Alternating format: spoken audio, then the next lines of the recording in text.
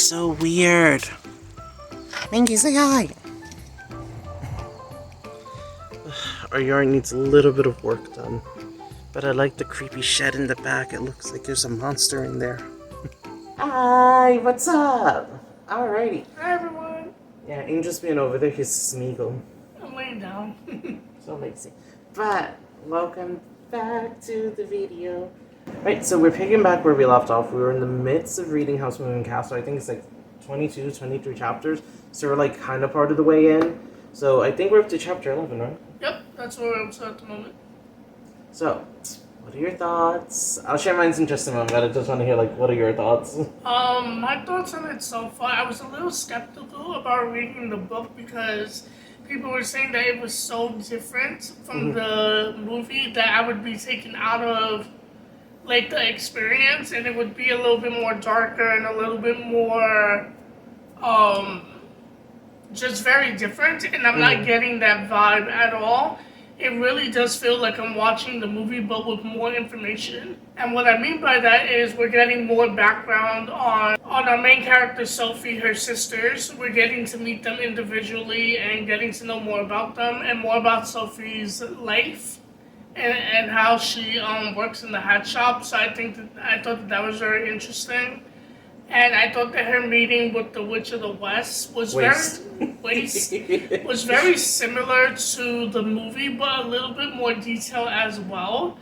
And it seems like it's very interesting. In the book, everybody is scared of her, and they literally like have bedtimes, and like they have to be indoors at certain times because they're so afraid of her. She's like, hey, sweetie poo. Let's see. My general thoughts and impressions so far. Being that I watched the movie first before I even read the book, I have to agree it's giving me, like, the movie vibes. It's nice, cozy, and everything. I was one of the people that pretty much showed that that'll be slightly different from the movie. And if I remember correctly, and I read this book maybe, like, 12 years ago, it does get a little more darker, like, second part of the book ends. So we'll see if it lives up to the way that I remember it. But so far, everything's pretty normal. It is cozy. We kind of start off the same way, but we do get introduction to Sophie's sisters and things like that.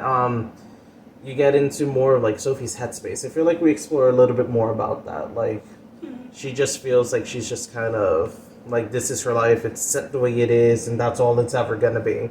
But, the cast of characters are pretty fun. In this book, however, that is very different from the movie, and you and me discussed this like a little while while we were reading through it, the war aspect is not there. So the big thing that everybody's afraid of, like you mentioned, was the Witch of the Waste. Like, they have like their, what is it? Set time? What is it called? There's like a proper term for it. They have like, it's like a curfew where curfew. Everybody needs to be in their house, not outside wandering about, because you never know when she's going to strike. Yeah, she is a threat in this story versus the movie where the war is a threat. And I think I kind of like the Witch of the Waste being the threat because it just makes more sense than the war aspect of it.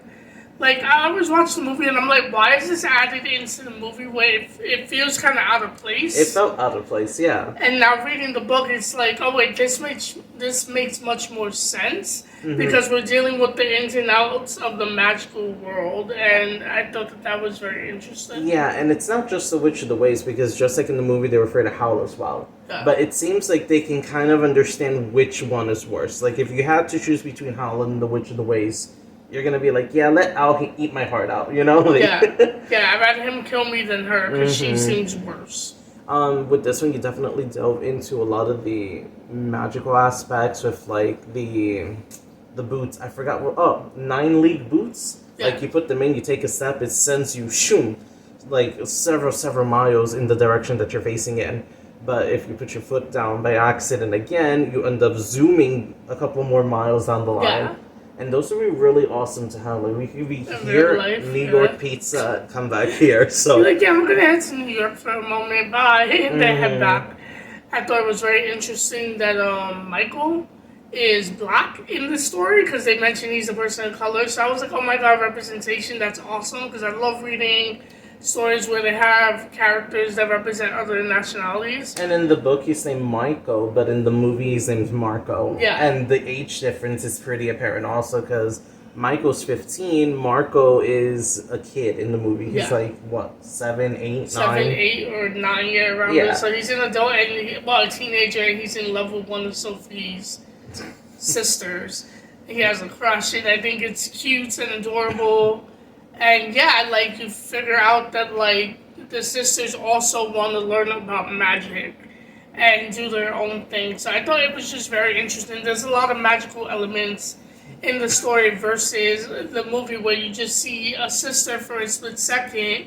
She says hi, and then that's it. She's off screen for the rest of the movie. Yeah, they're more fleshed out. Yeah. You know?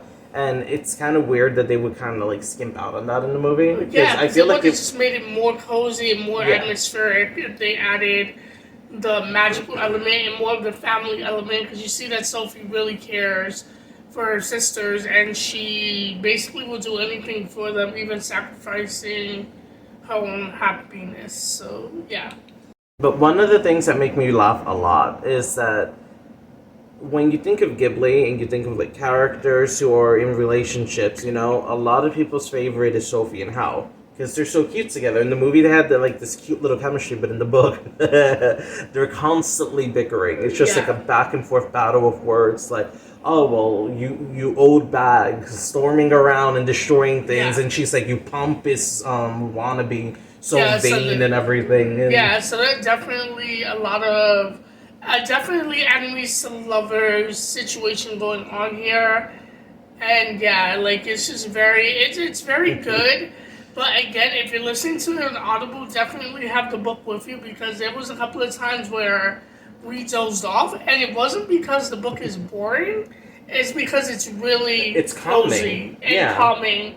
So I would definitely recommend having the book with you so you can read along and kind of stay in the story, because it's very like atmospheric and they have sound effects that adds to it.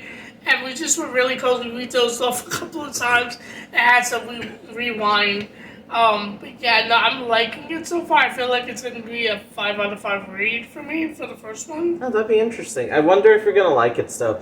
But going back to the audiobook, it is being read by a lady. I forgot her name, but she reminds me of the voice actress of Sophie in the movie. Yeah. So it's kind of like we're getting this, you know, shot by shot frame, like, this is what's going on in my life right now, and you're just like, Sophie, I can hear the annoyance and blah in your voice, and I don't know, it's just like, it really takes you into the story.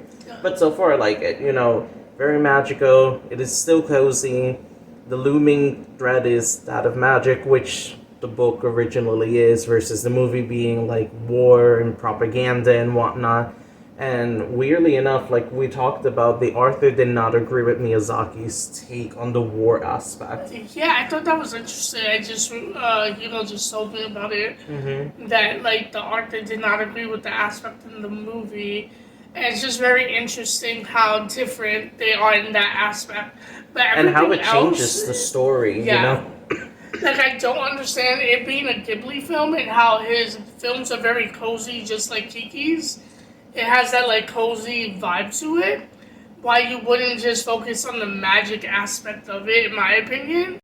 But yeah, me personally, I would like to see 2 different versions of the story. Magic can be weaponized and how it's untamed. Like, the main aspect is, you know, and it says it in the book as well, when you use magic for personal gain, you run into the risk of becoming corrupted by it. And that's where you end up with the Witch of the Waste in both things. Now, in the book, we haven't really got into that part yet. Like, she's kind of there. She's lurking. We know she's around, but we haven't seen her. She's not active yet. But from what I can remember, she becomes a little more active later. But, yeah, we'll just have to see how it is. But I think it's going to be really awesome. So. I'm liking it so far, too. Hey! So, I wanted to give an update. I scrapped the video. And Angel agrees the book wasn't giving. Or at least not for me at the moment.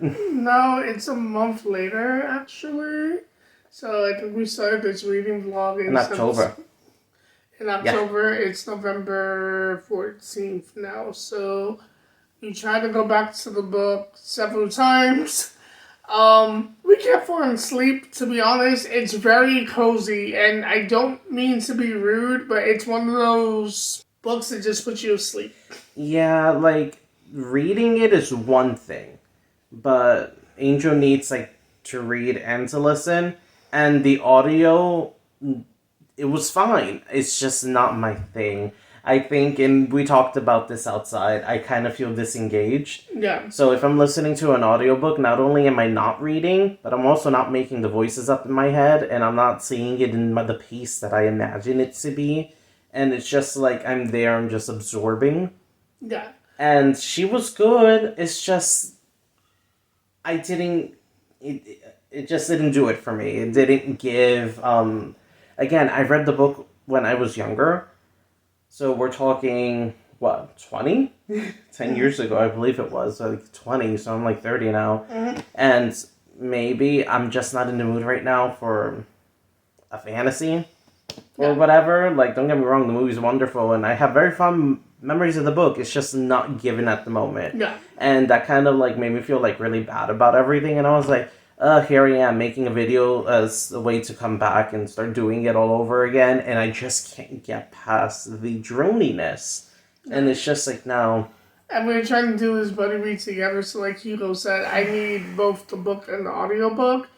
And for him, he just needs to read the book, and it just wasn't, we weren't like syncing up together when reading this book. It just wasn't working for either of us. Like, we could have done it separately, but I wanted to do it with you because it's fun that way. And I just kept on getting distracted. That and lately I haven't been able to focus on squat.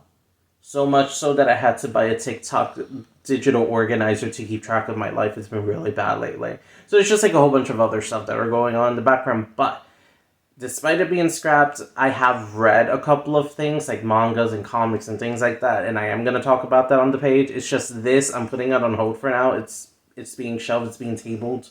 And it's a DNF, which is fine.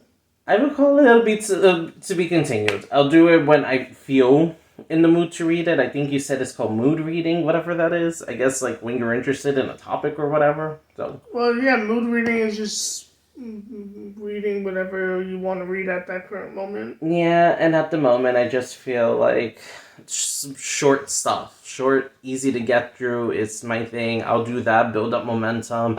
And we have one coming up anyway. We're part of a book club in our city, and the one that we're going to read is, what, Diggity Diggity I Eat Cheese? What was it? What?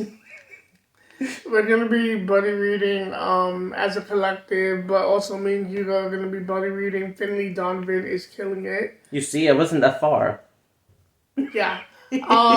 So yeah, that's the plan for next month, for December. Mm-hmm. I believe that's when the next book club meeting is. So yeah, that's our reading plans for December.